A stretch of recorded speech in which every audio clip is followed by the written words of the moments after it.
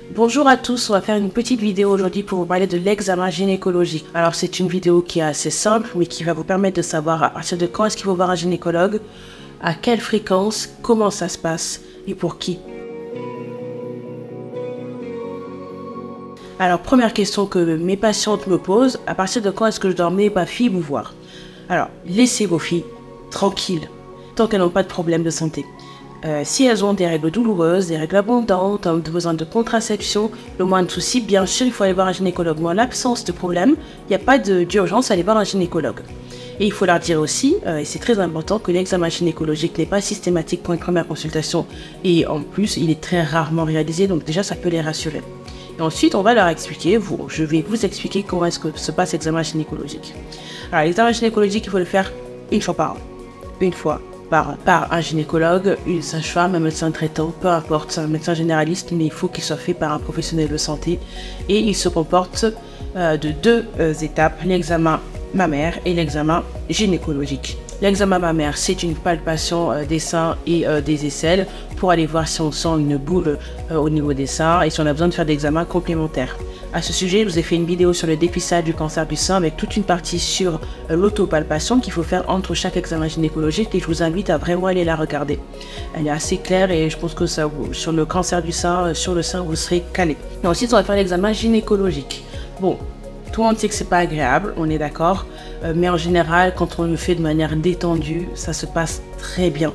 Alors, on va se mettre en position gynécologique. Bon, assez inconfortable, mais c'est rapide, ça dure pas plus de 5 minutes. Et on va aller poser un spéculum. Alors, qu'est-ce que c'est qu'un spéculum? Attendez, je vais le chercher. C'est un spéculum. Désolée, j'ai pas pu m'empêcher. Le spéculum, drôle d'engin qui va servir à aller regarder le col de l'utérus. Donc, l'utérus, trompe, les ovaires, et en fait le col de l'utérus, c'est la fin, la sortie, l'entrée de l'utérus. Et donc du coup, on va introduire notre spéculum dans le vagin pour aller regarder le fond où on voit le col de l'utérus. On va le regarder visuellement jusqu'aux 25 ans, et à partir de 25 ans, qu'est-ce qu'on fait? Un frottis. Le frottis, avec cette petite brosse, on va récupérer des cellules au niveau du col de l'utérus et les envoyer en analyse pour voir si on a un papillomavirus et ou si on a des lésions au niveau du col de l'utérus. Donc ça, on le fait à partir de 25 ans et je vous ferai une vidéo à ce sujet pour que vous compreniez exactement pourquoi à ce moment-là et à quelle fréquence on va le faire, qu'est-ce que ça engendre. Une fois qu'on a fait ça, hop, je pose mon spéculum, on va aller faire un toucher vaginal. Donc on introduit deux doigts au niveau du vagin pour aller palper le col de l'utérus, les cul-de-sac du vagin et voir si on sent une masse, une boule, si on vous fait mal. Et tout ça, ça va permettre de détecter certaines choses, rien qu'avec l'examen gynécologique. Une fois que c'est fait, on décidera si on a besoin de faire des examens complémentaires ou non. Donc voilà, c'est assez simple, examen mammaire, examen gynécologique, frottis à partir de 25 ans et plus on est détendu, mieux ça se passe parce qu'on a les muscles qui se contractent beaucoup moins et tout se passe souvent très bien.